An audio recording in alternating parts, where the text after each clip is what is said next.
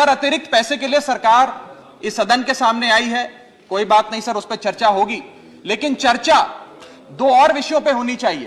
पहला विषय कि वित्तीय वर्ष की शुरुआत में 40 लाख करोड़ का जो इतना भारी भरकम बजट इस सदन ने सरकार को सैंक्शन किया था, मंजूरी दी थी, उस 40 लाख करोड़ को खर्च करके सरकार ने क्या पाया? क्योंकि भारत देश के आर्थिक इंडिकेटर्स संकट का अलार्म बजा रहे हैं। और दूसरा, आज से 2-3 महीने बाद यहां से 100 मीटर दूर नॉर्थ ब्लॉक में जहां आने वाले वित्तीय वर्ष का बजट बन रहा है, आज ये बहस मैं चाहूंगा आने वाले वित्तीय वर्ष के बजट की भी नींव रखे। और सर, मैं नया सदस्य सदन का एक सुझाव और देना चाहता हूं। हम सारे लोग बजट पे चर्चा उसी समय करते हैं जब बजट प्रस्तुत किया जाता है।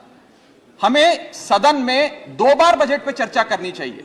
एक बार जब बजट प्रस्तुत हो और विंटर सेशन में 7-8 महीने बीतने के बाद कि उस बजट से देश को हासिल क्या हुआ, मिला क्या, कितनी नौकरियां मिली, क्या बेरोजगारी की दर है, कितनी महंगाई कम है। सर, आज सरकार 3,25,757 करोड़ मांगने इस सदन के भीतर आई है। मैं माननीय वित्त मंत्री जी का ध्यान ये पैसे सैंक्शन करने से पहले और सदन का ध्यान इस पैसे को अनुमति देने से पहले 8 बड़ी बीमारियां जिससे आज भारत देश की अर्थव्यवस्था पीड़ित है, बीमार है, उसकी तरफ करना चाहता हूं। पहली बीमारी है सर बेरोजगारी। इस सरकार ने चुनावों से पहले वादा किया था, भारतीय जनता पार्टी ने वादा किया था कि हम 2 करोड़ नौकरियां हर वर्ष देंगे। सर, नौकरियां तो नहीं आई, लेकिन इस वित्तीय वर्ष में बीजेपी की सरकार ने बेरोजगारी दर को 45 सालों में सर्वाधिक कर दिया। सर, 45 ईयर हाई पे अनएम्प्लॉयमेंट कर दिया। सर, 2014 में जब बीजेपी की सरकार बनी थी, 2014 में जब इनकी सरकार बनी थी, तब देश का बेरोजगारी दर 4.9% था।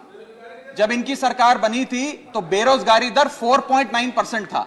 आज 8 साल बाद 2022 में यह बेरोजगारी दर 4.9% से बढ़कर 8% पे आ गया है। 8%। और ये तो ऑर्गेनाइज सेक्टर की बेरोजगारी है। अनऑर्गेनाइज सेक्टर के जॉब लॉसेस, एमएसएमई के कारखाने कितने बंद हो गए, उनका घर बिक गया, कारखाने बंद हो गए, उसका तो हिसाब ही सरकार के पास नहीं है। अभी कुछ ही समय पहले लोकसभा में जवाब देते हुए वित्त मंत्री जी ने देश को बताया कि कुल 22 करोड़ आवेदन पत्र भारत सरकार के पास नौकरी मांगने के लिए आए। उन 22 करोड़ आवेदन पत्रों में से आपको जान के चंबा होगा, सरकार ने मात्र 7 लाख लोगों को नौकरी दी। सर, 22 करोड़ आवेदन पत्र के मुकाबले 7 लाख लोगों को नौकरी। सर, हम लोग छाती चौड़ी कर कर कहते हैं कि हम युवा देश हैं, हम युवाओं का देश हैं, हमें अपने डेमोग्राफिक डिविडेंड पे गर्व है, फक्र है। सर, भारत का डेमोग्राफिक डिविडेंड बेरोजगारी के तले दबता जा रहा है, सड़कों पे लाठियां खा रहा है, और भारत सरकार डेमोग्राफिक डिविडेंड को डेमोग्राफिक डिजास्टर में तब्दील करती जा रही है। सर, ये सच्चाई है आज। सर, मैं आपको बताना चाहूंगा कि यह सरकार जिसने देश को, युवाओं को घर पे बिठाने का काम किया, इसका नारा बदल के हो गया है हर घर बेरोजगार। यही है आज की भाजपा सरकार। सर, मैं दूसरी बड़ी बीमारी जो इस भारत की अर्थव्यवस्था को लगी है उसकी तरफ आपका ध्यान आकर्षित करना चाहूंगा। दूसरी बड़ी बीमारी है सर इन्फ्लेशन, यानी कि महंगाई। इन्फ्लेशन को कहा जाता है sir, inflation is taxation without legislation.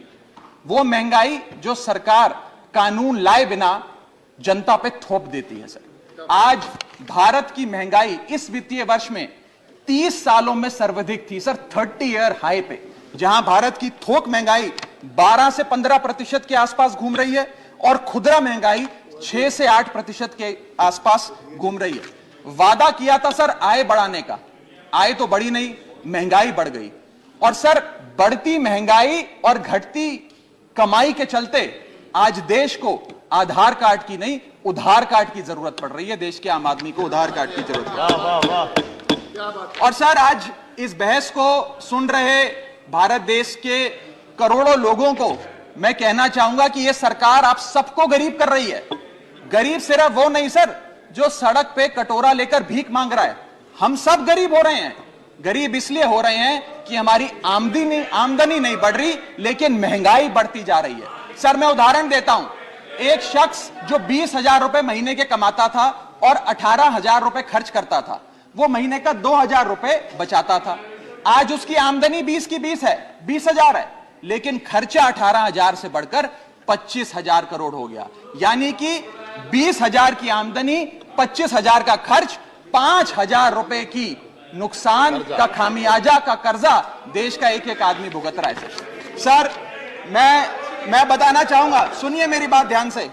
जब 2014 में महंगाई का आलम देखिए सर, 2014 में जब यह सरकार बनी थी तो पेट्रोल 55 रुपए प्रति लीटर पे बिकता था। आज पेट्रोल 100 रुपए प्रति लीटर पे बिकता है। डीजल 45 लीटर पे बिकता था, 45 रुपए प्रति लीटर, वो डीजल आज 90 रुपए प्रति लीटर पे बिक रहा है सर। एक गैस का सिलेंडर 400 रुपए का मिलता था बाजार में 2014 में जब इनकी सरकार आई थी, आज वो गैस का सिलेंडर 1100 रुपए का हो गया सर, 1100 रुपए का। दूध 1 लीटर 36 रुपए का मिलता था, दूध आज 60 रुपए प्रति लीटर हो गया है। और सर सीएनजी 40 रुपए प्रति यूनिट प्रति केजी मिला करती थी, आज वो सीएनजी 80 रुपए प्रति यूनिट मिलती है सर। इस सदन में सर जब प्याज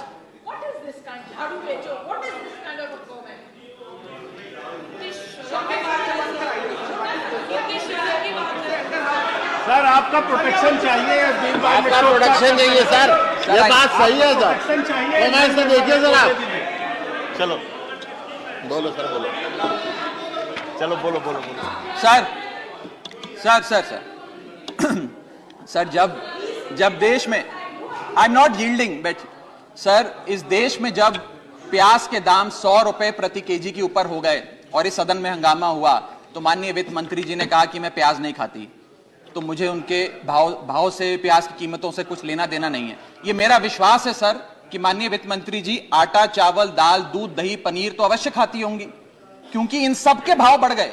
जीएसटी लगा लगा के इन्होंने देश की थालीनॉमिक्स, फूड इन्फ्लेशन को बिगाड़ दिया। आटा, दाल, चावल, दूध, दही, सबके रेट आज स्काई रॉकेटिंग है सर, आसमान छू रहे हैं। और भारत की फूड इन्फ्लेशन 10% से लेकर 17% के बीच पूरे वित्तीय वर्ष में मंडरा रही है। ये हालात हैं सर भारत की थालीनॉमिक्स की। मैं बताना चाहूंगा सर कि इस सरकार ने अमीरों को अमीर और गरीबों को गरीब करने का काम किया। पर कैपिटा इनकम किसी भी देश की आर्थिक स्वास्थ्य का एक बहुत बड़ा इंडिकेटर होता है। भारत की पर कैपिटा इनकम वित्तीय वर्ष 2021 में सर 9,160 रुपए से गिर गई, यानी कि हर व्यक्ति की औसतन कमाई 9,160 रुपए गिराने का काम किया। यानी कि आमदनी 98, खर्चा रुपया, यह सरकार ने करके हम सबको दिया है सर।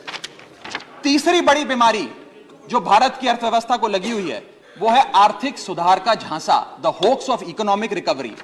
इस वित्तीय वर्ष के पहले क्वार्टर में भारत की आर्थिक विकास दर 13.5% थी। दूसरा क्वार्टर आते आते, जिसे फेस्टिवल क्वार्टर कहते हैं, जिसमें बड़े बड़े त्योहार आते हैं, जिसमें खपत भी बढ़ती है, उत्पादन भी बढ़ता है, मांग भी बढ़ती है, उस क्वार्टर में आर्थिक विकास दर 13.5% क्वार्टर 1 के मुकाबले गिरकर 6.3% पे आ गई सर, यानी कि आधी हो गई।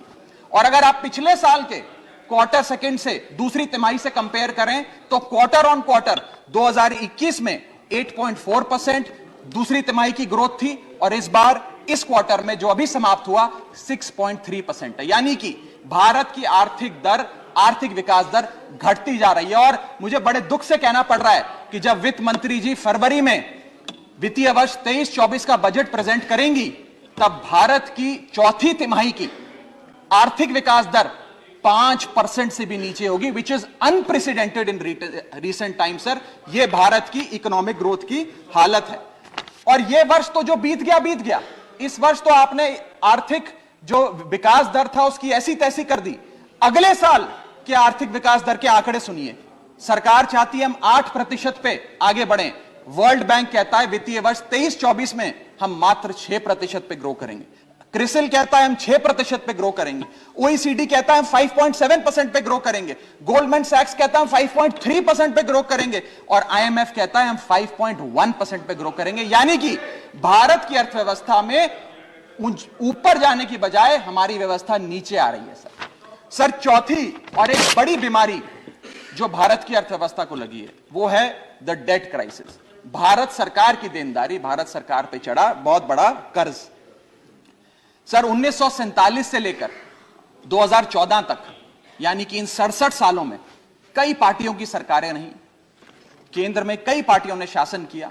इन 67 सालों में तमाम पार्टियों की सरकारों ने मिलकर कुल कर्जा 55 लाख करोड़ का लिया था, और बीते 8 सालों में 2014 से 2022 में इस बीजेपी की सरकार ने कुल कर्जा 85 लाख करोड़ रुपए लिया। यानी कि एक तरफ 67 सालों का, बीते 67 सालों का 55 लाख करोड़ का कर्जा, और इस सरकार ने अकेले 8 सालों में 85 लाख करोड़ रुपए का कर्जा ले लिया। मैं पूछना चाहता हूं इनसे कि ये तो मुफ्त की रेवड़ी भी नहीं बांटते, ये तो मुफ्त की रेवड़ी में भी विश्वास नहीं रखते, तो फिर इनका कर्जा इतना कैसे बढ़ता जा रहा है? ये पैसा जा कहां रहा है, किसकी जेब में जा रहा है? दोस्तवाद की नीति के तहत कौन से इनके दोस्त हैं जिन्हें फायदा पहुंचाया जा रहा है? ये मैं पूछना चाहता हूं सर 2014 में जब भाजपा की सरकार बनी तो government debt to GDP ratio 40% था, मात्र 40%। आज government debt to GDP ratio इस देश में 90% छू रहा है सर, 90%। और इस देश की डेट की स्थिति बढ़ाकर 1,55,000 करोड़ का 1,55,000 करोड़ का कुल कर्जा इस देश ने लिया सर। पांचवी बीमारी जो भारत की अर्थव्यवस्था को लगी हुई है, पांचवा बड़ा रोग, किसानों का संकट। सर मैं बताना चाहूंगा कि बड़े बड़े उद्योगपतियों के, अपने दोस्तों के बड़े बड़े लोन्स इन लोगों ने माफ कर दिए, लेकिन भारत देश के किसान की जो कर्जा था, जो डेट था, वो पिछले 8 सालों में 53% बढ़ा है, कम नहीं हुआ सर, 53% इंक्रीज हुआ है, जिसके चलते आज एवरेज फार्मर डेट, पर फार्मर डेट इस देश की 74,000 रुपए, यानी कि 74,000 रुपए का कर्जा आज देश के हर किसान के सर पर है सर। अगर किसान अपना कर्ज का भुगतान नहीं करता तो उसके नाम के नोटिस चिपकाकर किसान की बदनामी करती है यह सरकार, और बड़े बड़े उद्योगपति जो लाखों करोड़ रुपए डकार गए उन्हें बिजनेस क्लास में बिठा के देश से रवाना करती है सर ये सरकार। सर आज हमारा देश का अन्नदाता, देश का किसान जो हमारा पेट भरता है, जो हमें खाना देता है सर, आज वो जहर खाने को मजबूर हो गया है। एनसीआरबी का डेटा बताता है कि वित्तीय वर्ष 21-22 में 10,851 किसानों ने आत्महत्या करी।